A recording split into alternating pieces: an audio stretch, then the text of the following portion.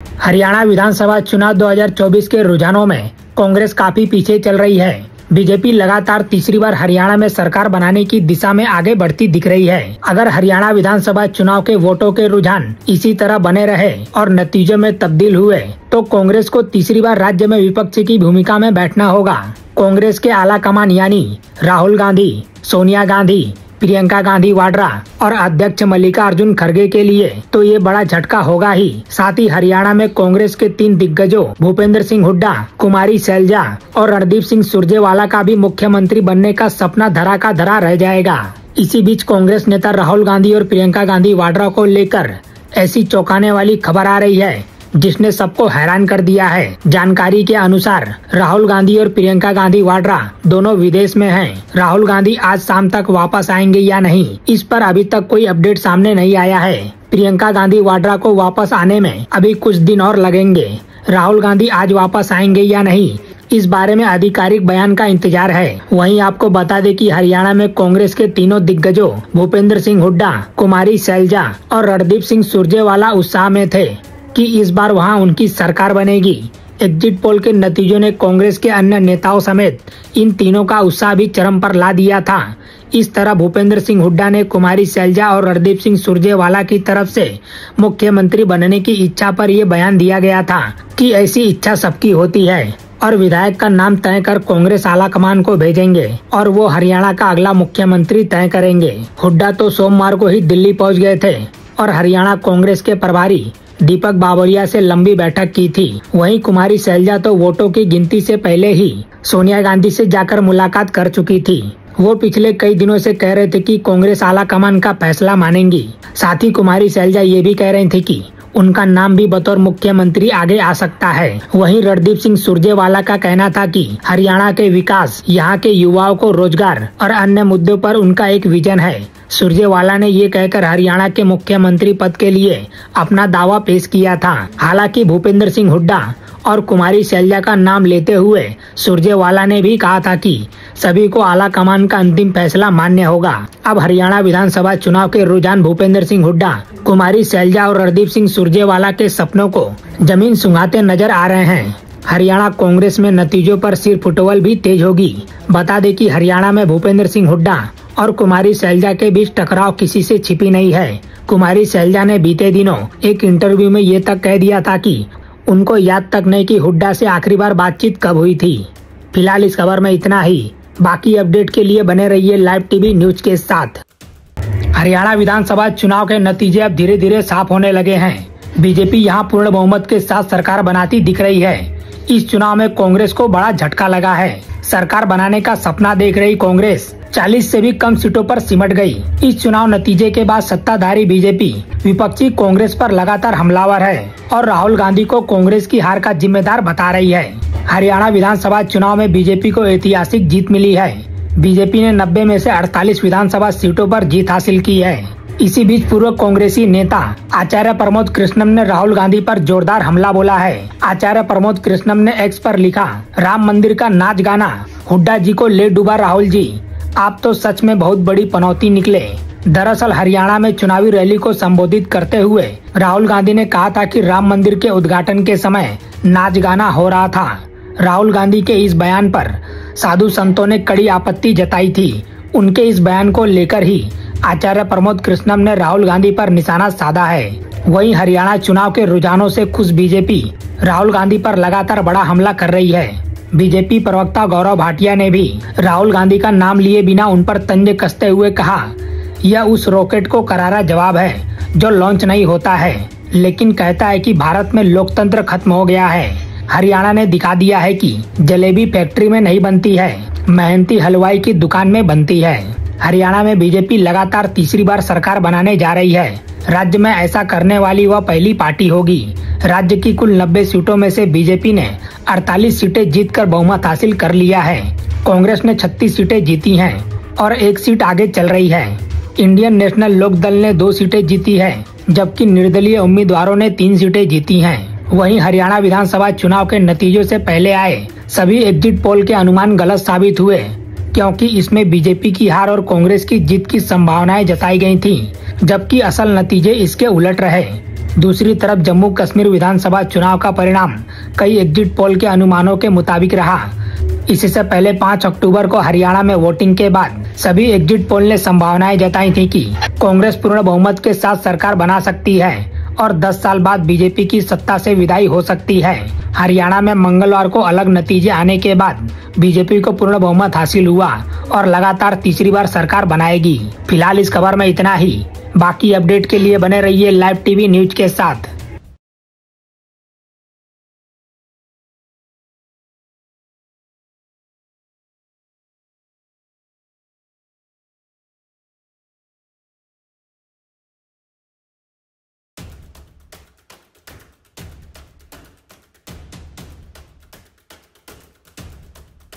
हरियाणा में भारतीय जनता पार्टी ने इस विधानसभा चुनाव में इतिहास रचते हुए पूर्ण बहुमत का आंकड़ा पार कर लिया है।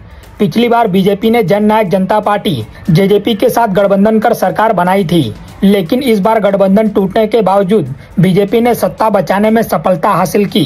निर्दलीय उम्मीदवारों के समर्थन से सरकार की स्थिति काफी मजबूत हो गई है। इस चुनाव में बीजेपी को बड़ी जीत हासिल हुई। वहीं जेजेपी नेता और उप मुख्यमंत्री रहे दुष्यंत चौटाला की स्थिति काफी खराब रही। हरियाणा विधानसभा की कुल 90 सीटें हैं। इन सभी सीटों पर इस साल 5 अक्टूबर को विधानसभा चुनाव के लिए वोटिंग हुई थी। मतदान करने के बाद हर किसी को सिर्फ और सिर्फ 8 अक्टूबर का इंतजार था, जब वोटों की गिनती होती और नतीजे सामने आते। इस वीडियो को बनाने तक काफी सीटों पर वोटों की गिनती पूरी हो चुकी है। इसी बीच एक ऐसी विधानसभा के नतीजे सामने आए जिसके बारे में जानकर आप हैरान हो जाएंगे। हरियाणा में उचाना कला नाम की एक विधानसभा सीट है, जहां अन्य सीटों के साथ ही 5 अक्टूबर को वोटिंग हुई थी और आज यानी 8 अक्टूबर को वोटों की गिनती हुई। इस सीट पर मुख्य मुकाबला कांग्रेस और भाजपा के उम्मीदवारों के बीच में देखने को मिला। सीट पर 17 राउंड में वोटों की गिनती हुई और जब नतीजे आए तो उसने हर किसी को हैरान कर दिया। उचाना कला सीट से भाजपा के उम्मीदवार देवेंद्र चतुर्भुज अत्री ने जीत हासिल की और कांग्रेस उम्मीदवार बृजेंद्र सिंह को हरा दिया। लेकिन भाजपा उम्मीदवार के जीत और कांग्रेस उम्मीदवार के हार के बीच सिर्फ 32 वोटों का अंतर रहा। जी हाँ, उचाना कला सीट से भाजपा के उम्मीदवार देवेंद्र चतुर्भुज अत्री ने 32 वोटों के अंतर से जीत हासिल की। उन्हें कुल 48,968 वोट मिले, तो वहीं कांग्रेस उम्मीदवार को 48,936 वोट मिले। इस निर्वाचन क्षेत्र में भारतीय जनता पार्टी, कांग्रेस, इंडियन नेशनल लोकदल, जननायक जनता पार्टी और आम आदमी पार्टी मुख्य दल रही। हरियाणा के उचाना कला विधानसभा क्षेत्र में जेजेपी प्रमुख दुष्यंत चौटाला, भाजपा उम्मीदवार देवेंद्र चतुर्भुज अत्री, कांग्रेस उम्मीदवार बृजेंद्र सिंह मुख्य उम्मीदवार थे। आपको ये भी बता दें कि राज्य में जेजेपी के आजाद समाज पार्टी कांसीराम के साथ गठबंधन था। उचाना कला विधानसभा सीट पर बीजेपी उम्मीदवार देवेंद्र अत्री ने कांटे की टक्कर में जीत दर्ज की। उन्होंने कांग्रेस उम्मीदवार बृजेंद्र सिंह को मात्र 32 वोटों के अंतर से हराया। हालांकि जेजेपी प्रमुख दुष्यंत चौटाला इस सीट पर अपनी जमानत भी नहीं बचा सके। उन्हें केवल 7,950 वोट ही मिले, जबकि 2 निर्दलीय उम्मीदवारों को उनसे ज्यादा वोट प्राप्त हुए। बीते विधानसभा चुनाव में जेजेपी ने 10 सीटों पर जीत हासिल की थी और दुष्यंत चौटाला को किंग मेकर की भूमिका मिली थी। लेकिन इस बार गठबंधन टूटने के बाद जेजेपी और खुद दुष्यंत चौटाला को करारी हार का सामना करना पड़ा। न सिर्फ उनकी पार्टी का खाता बंद रहा, बल्कि वह अपनी परंपरागत सीट भी नहीं बचा सके। फिलहाल इस खबर में इतना ही। बाकी अपडेट के लिए बने रहिए लाइव टीवी न्यूज के साथ। हरियाणा के जनादेश ने देश को एक बड़ा संकेत दिया है, उसकी तरफ भी लोगों को ध्यान देना चाहिए। हरियाणा में क्षेत्रीय पार्टियां पूरी तरह साफ हो गई हैं। हरियाणा ने फिलहाल क्षेत्रवाद और जातिवाद को नकार दिया। यूपी, बिहार जैसे राज्यों की क्षेत्रीय पार्टियों के लिए यह सीख है। अगले साल बिहार में चुनाव है, यहां भी क्षेत्रीय पार्टी के लिए बड़ी चुनौती होने वाली है। हरियाणा विधानसभा चुनाव 2024 और एग्जिट पोल्स को लेकर अब सोशल मीडिया पर जमकर चर्चाएं हो रही हैं। एग्जिट पोल्स की भविष्यवाणी और वास्तविक परिणामों में बड़े अंतर ने जनता को चौंका दिया।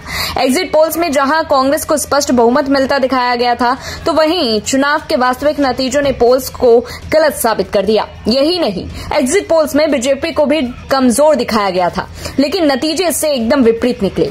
इसी तरह जम्मू कश्मीर के चुनाव में त्रिशंकु विधानसभा की भविष्यवाणी की गई थी, लेकिन यहां भी एग्जिट पोल्स गलत ही साबित हुए। इसी बीच सोशल मीडिया पर जयराम रमेश का एक वीडियो वायरल हो रहा है, जिसमें उनकी हालत साफ दिखाई दे रही है, जिसका एक वीडियो भी काफी तेजी से वायरल हुआ।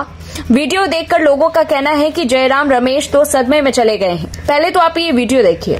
Jairam sir, just wanted to ask you, what is the message? All of them. Haryana विधानसभा चुनाव 2024 के नतीजों में भारतीय जनता पार्टी लगातार तीसरी बार जीत की ओर बढ़ती नजर आई। इसी बीच कांग्रेस ने चुनाव आयोग पर नतीजों को देरी से अपडेट करने का आरोप लगाया, जिससे एक राजनीतिक विवाद खड़ा हो गया। हालांकि चुनाव आयोग ने कांग्रेस के इन आरोपों को बेबुनियाद बताया और कड़ी प्रतिक्रिया दी। चुनाव आयोग ने अपने बयान में कहा, कांग्रेस द्वारा लगाए गए आरोप बेबुनियाद हैं और उन्हें साबित करने के लिए कोई साक्ष्य नहीं। ज्ञापन में हरियाणा या जम्मू कश्मीर के किसी भी निर्वाचन क्षेत्र में मतगणना में देरी का कोई ठोस प्रमाण नहीं। आयोग ने यह भी स्पष्ट किया कि मतगणना प्रक्रिया पूरी पारदर्शिता के साथ चलाई जा रही है और हर 5 मिनट में नतीजों का अपडेट किया जा रहा है।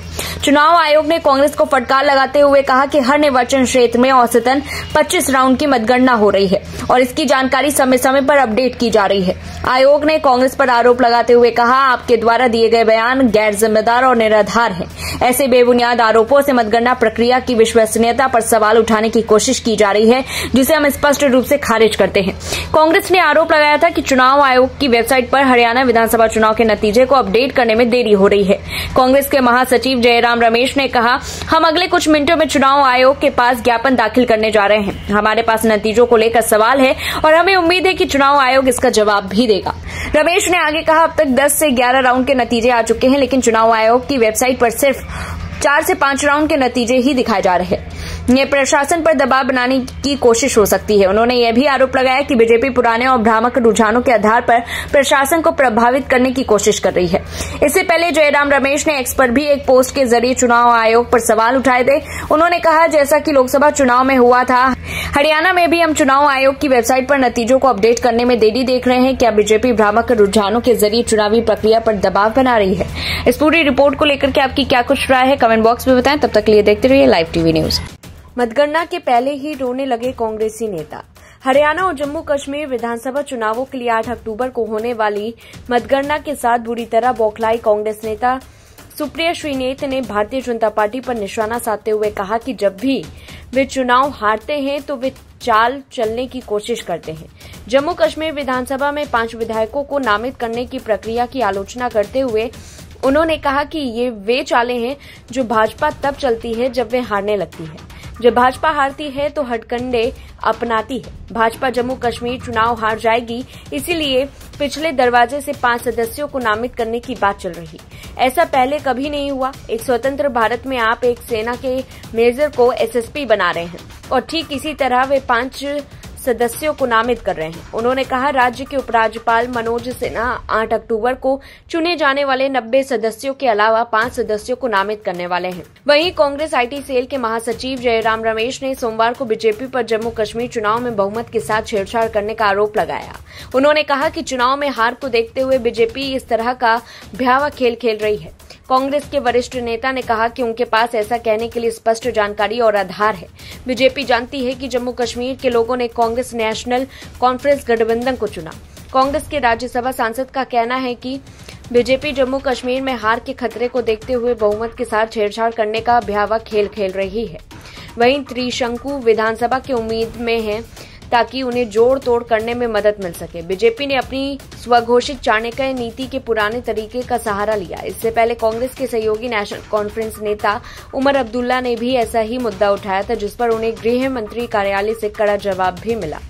पूर्व केंद्रीय मंत्री जयराम रमेश ने अपने एक्स पर पोस्ट के जरिए बीजेपी पर बहुमत के साथ छेड़छाड़ करने का आरोप लगाया। उन्होंने लिखा, वे जानते हैं कि जम्मू कश्मीर के लोगों ने कांग्रेस नेशनल कॉन्फ्रेंस गठबंधन को स्पष्ट जनादेश दिया है। इस लोकतांत्रिक प्रक्रिया को खत्म करने के लिए उन्होंने अपनी स्वघोषित चाणक्य नीति के पुराने तरीके का सहारा लिया है। हमारे पास यह कहने के लिए स्पष्ट जानकारी और आधार है। कांग्रेस नेता ने आरोप लगाया कि बीजेपी लोगों के फैसले को नकारने के लिए सत्ता का गलत उपयोग कर रही है। उन्होंने लिखा, जम्मू कश्मीर में नेशनल कॉन्फ्रेंस गठबंधन के पक्ष में लोगों के फैसलों को नकारने के लिए सत्ता का गलत और दुर्भावनापूर्ण ढंग से इस्तेमाल किया जा रहा है। हम ऐसे नापाक मंसूबे को विफल करने के लिए हर संभव प्रयास करेंगे। कांग्रेस नेता का आधार क्या है, उन्होंने इसका खुलासा नहीं किया। इससे पहले नेशनल कॉन्फ्रेंस के उपाध्यक्ष उमर अब्दुल्ला ने बीजेपी पर मुख्यमंत्री की शक्तियां कम करने और सरकार के कामकाज में कटौती होने का दावा किया था। उन्होंने दावा किया था कि केंद्र से मुख्य सचिव को इस काम पर लगाया गया कि ताकि आने वाली सरकारों की शक्तियों में कटौती की जा सके। हालांकि गृह मंत्री अमित शाह के कार्यालय ने इस पर कड़ा बयान जारी करते हुए इसे भ्रामक और अटकलों वाला करार दिया था। इस पूरी रिपोर्ट को लेकर के आपकी क्या कुछ राय है, कमेंट बॉक्स में बताएं। तब तक के लिए देखते रहिए लाइव टीवी। हरियाणा में बीजेपी हैट्रिक लगाने जा रही है। ये अपने आप में बहुत बड़ा रिकॉर्ड है, क्योंकि हरियाणा में कभी भी कोई पार्टी लगातार तीसरी बार चुनाव नहीं जीती है। इतना ही नहीं, हरियाणा के इतिहास में बीजेपी का ये अब तक का सबसे बेहतरीन परफॉर्मेंस है। बीजेपी इससे पहले कभी भी 50 के आंकड़े को छू नहीं सकी है। हरियाणा में बीजेपी की हैट्रिक की एक वजह मुख्यमंत्री बदलने का फॉर्मूला भी माना जा रहा है। इसी साल मार्च में बीजेपी ने मनोहर लाल खट्टर को हटाकर नायब सिंह सैनी को मुख्यमंत्री बनाया था। भाजपा ने अनुमानों के विपरीत बड़ा उलटफेर करते हुए रुझानों में बहुमत पा लिया है।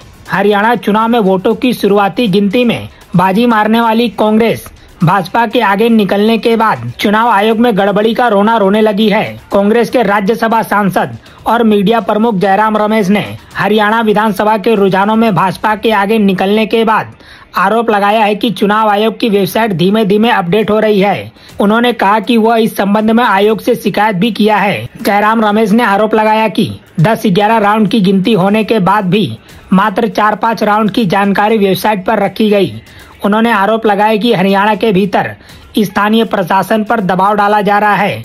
जयराम रमेश की इस शिकायत के बाद भाजपा के राज्यसभा सांसद सुधांशु त्रिवेदी ने करारा जवाब दिया है। सुधांशु त्रिवेदी ने कहा, अगर जयराम रमेश ने ये कहना चालू कर दिया है और चुनाव आयोग पर प्रश्न उठा रहे हैं, तो यह मान लिया जाना चाहिए कि उन्होंने अपनी हार मान ली है। मुझे लगता है कि हम एक निर्णायक जीत की तरफ बढ़ रहे हैं और कांग्रेस अपनी भावी पराजय की पेशबंदी करना चालू कर दिया है। चुनाव आयोग की वेबसाइट के अनुसार हरियाणा विधानसभा चुनाव के रुझानों में 12:40 पर भाजपा 49 जबकि कांग्रेस 35 सीटों पर आगे है। यदि यही रुझान बने रहें तो भाजपा की तीसरी बार हरियाणा में सरकार बन जाएगी और उसे स्पष्ट बहुमत होगा। यह उनकी हरियाणा में अब तक की सबसे बड़ी जीत होगी। गौरतलब है कि जहां कांग्रेस चुनाव में पिछड़ने पर चुनाव आयोग पर प्रश्न उठाने लगी, तो वहीं सुबह तक जश्न मना रही थी। कांग्रेस प्रवक्ता का दावा था कि भाजपा राज्य में 20 सीटों के ऊपर नहीं लाएगी। एक कांग्रेस प्रवक्ता पीएम मोदी को जलेबी भेज रहे थे। रुझान बदलते ही वह चुनाव प्रक्रिया प्रश्न पर सवाल उठाने लगे। जहां हरियाणा में कांग्रेस जीत से दूर है, तो वहीं जम्मू कश्मीर में वह नेशनल कॉन्फ्रेंस के साथ गठबंधन में जीत की ओर बढ़ रही है। दोनों पार्टियां मिलकर 90 में से 50 सीटों पर आगे है। उसको लेकर कांग्रेस ने कोई प्रश्न नहीं उठाया। इसी से पहले लोकसभा चुनाव के दौरान जब भाजपा की सीटें कम हुई थी, तब कांग्रेस ने ऐसा कोई जिक्र नहीं किया था। हरियाणा के चुनावी इतिहास में अब तक किसी भी राजनीतिक पार्टी लगातार तीसरी बार सत्ता में नहीं लौटी है। अब बीजेपी ये रिकॉर्ड बनाने जा रही है। बीजेपी लगातार तीसरी बार सरकार बनाने जा रही है। फिलहाल इस खबर में इतना ही। बाकी अपडेट के लिए बने रहिए लाइव टीवी न्यूज के साथ।